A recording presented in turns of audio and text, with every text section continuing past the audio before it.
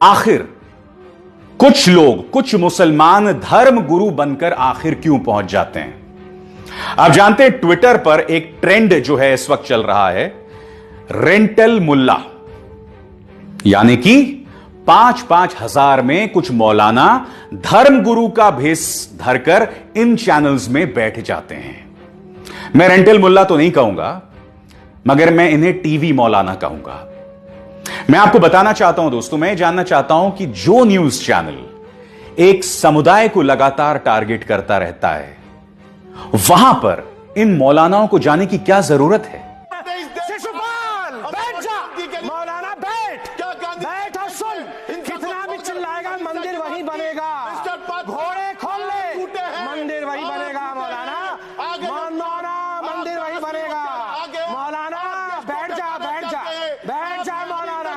शिशुपाल बैठ जाओ शिशुपाल बैठ। सिर्फ 5,000 रुपए के लिए?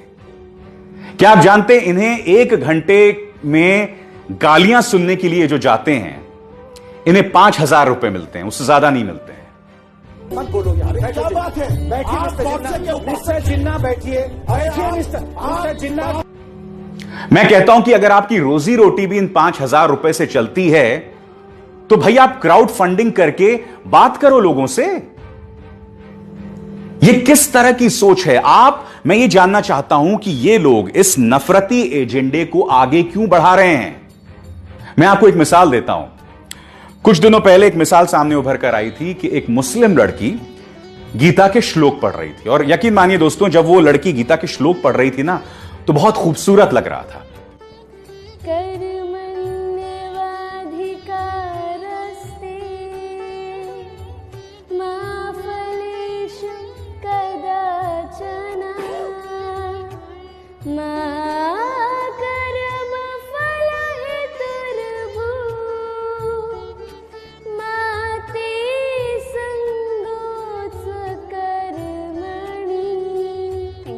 अब एक न्यूज चैनल ने क्या चालाकी की, उस लड़की को बिठा दिया स्टूडियो में और उसके सामने 2 लंबी लंबी दाढ़ी वाले मौलाना बिठा दिए, और उस पूरे 1 घंटे के कार्यक्रम में वो मासूम लड़की तो गीता के श्लोक पढ़ रही थी, और वो दो मौलाना जो हैं बोल रहे थे, देखिए हमारे इस्लाम में ये अलाउड नहीं है, ये नहीं है, फलाना ढिमकाना।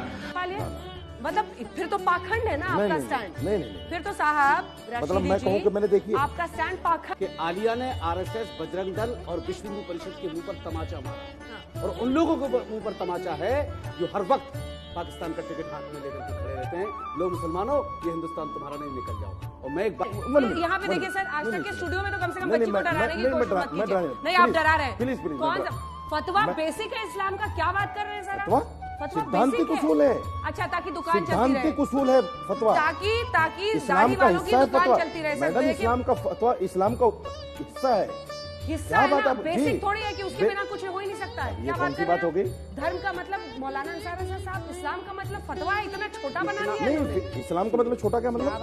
फतवा इस्लाम। अब आप सोचिए, ये तस्वीर जब दिखाई जाती है तो इसका क्या फर्क पड़ता है आम जनमानस पर?